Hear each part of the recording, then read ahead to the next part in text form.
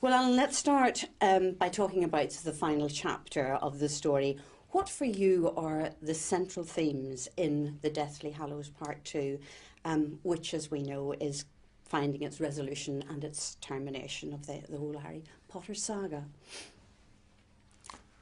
At the end of any great story, I suppose, like that, it's got to move towards a happy ending, in one sense. And growing up with Harry Potter, you go from 12 years old to, well, a whole school career. I remember that, what it was like going to school at 11 and leaving at 18. I suppose you get some hindsight. And courage, perhaps, is courage key to this final part? Sure, for everybody, yes, and moral values and choices and right and wrong. How does the Deathly Hallows Part 2 feel in comparison to the rest of the series? I mean, in what ways have the dilemmas and the dangers and the darkness perhaps increased? It's a very gradual thing with the books and the stories, there's no other way of putting it. You're watching, if you go to the centre of the story with those three kids, you're watching them become young adults, and so everything changes.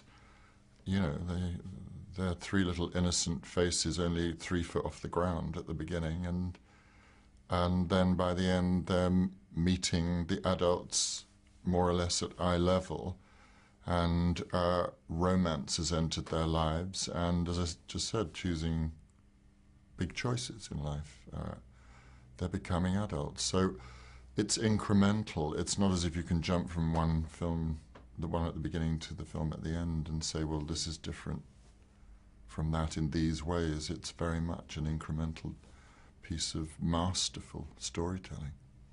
I know we don't want to give away too much about Snape, but I find a rather interesting line, which is, to burn with desire and keep quiet about it is the greatest punishment we can inflict on ourselves. And that's a line that might be familiar to you. It's from Lorca's Blood Wedding. It's not actually from Harry Potter, in which you appeared some years ago. Without giving away too much, how much light does that shine on Severus Snape in a way?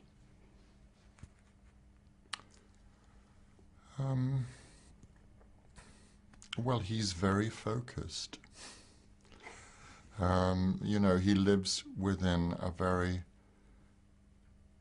very tight confines, emotionally, physically. When we finally got to play a scene in what appeared to be his house, I often wondered what that would look like. And I remember walking onto the set and saying to Stuart Craig, I don't know whether you'd have all these pictures on the walls. The books I could understand, but in a sense Stuart was absolutely right. This was the house that his parents built, and in a way all he does is goes there, and you can't believe that he would go into that kitchen and cook any food. You wonder what he eats. Is there a takeaway somewhere at Hogwarts that he occasionally orders in from? Because you can't imagine that there's any other agenda in his life than the one he's set himself. You haven't spoken much about his character over the years. You haven't spoken much about his character over the years. How important is it to you, or was it to you, to maintain an integrity about that as things rolled out and are revealed, if you like? Very important. The world we live in now is one where we leapfrog ourselves all the time, and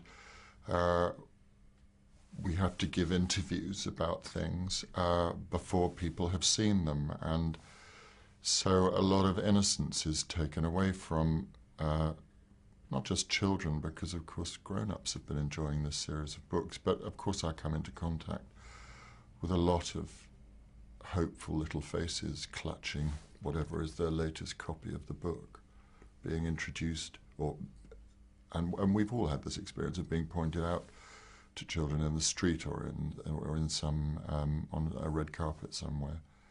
And once they get over their confusion that I don't have a load of black hair, then you can see a huge conversation going on with themselves and with this book that has opened up their imaginations. And I've just never wanted to get in the way of that because it's precious. And as I say, a kind of innocence that you can't rip away from people. Snape and Dumbledore share some intense scenes.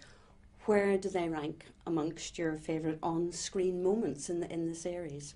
When I walked onto the set to work with Richard Harris, that's iconic. And you think, I'm actually sitting in a makeup chair next to this guy, and I've grown up watching him. And then moving on to Michael. Similarly, you know, when I was at drama school, an iconic figure to young actors. So there's that level to it, which is just that you're working with these people. And then there's a human level too, which is you get to know them. And Michael I knew a bit before anyway, but sitting in a makeup chair with Richard Harris and he's talking about Beckett and Shakespeare and Pirandello and then you go onto the set, Michael Gambon, you're always only this far away from him making you laugh. So, you know, you're proud if you've got a take where he hasn't cracked you up. Well, Snape is only to say, turn to page 394 to have me quaking in my boots, never mind the children at Hogwarts. To what degree is the voice key to this forbidding character? Well, if you're playing somebody, you don't judge them. So I don't know about things like forbidding or scary or mysterious or any of that. You take the information you've got in the writing, and Jo Rowling's quite clear. She said he never raises his voice. Well, that's helpful. Okay, I'll do that then. Well, Dan, Emma and Rupert did admit a while back to being a little bit scared of you in real life as well, and yet anything that I've seen from the film, from the outtakes, you know, you're laughing, you're in very good form. But did you keep a bit of a stern countenance for them for the sake of their dramatic art? There was nothing ever deliberate, but you know, the nature of filming is that there's little or no rehearsal. You're straight into it. That means, and you're starting with 3 12-year-olds. And I walk onto the set with black lenses in my eyes and all black outfit and a black wig. And one thing I can say for sure is that as soon as I put that costume on, something happens. You can't be someone else inside that outline. It has an effect on me. And also you don't have time because you're looking for real concentration and you're trying to be as helpful to these 3 young people as possible. So it's better that I'm focused and not mucking about. So I'm not surprised if they got a bit alarmed, but it was just the nature of the beast.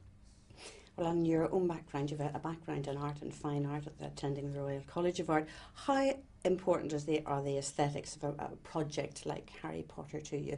The look, the design, the feel of it. Does that all hugely support the character and the work that you do? Absolutely crucial, and I suppose it's in a way the one shame of the advance of CGI. You know, we started this whole thing going off to locations in Oxford and Gloucester and various Gothic corridors. And by the end, or 10 years later, the technique is so sophisticated that you end the film on a pile of old grass with a football stadium of lights around, knowing that they're going to fill in the background. So your imagination really has to work hard by the end of it. But the interiors, we're completely blessed by having absolute genius in Stuart Craig. And there's still a child in me that goes up to a pillar that I'm this far away from it and I know it's made of polystyrene, but I have to tap it because it's so real.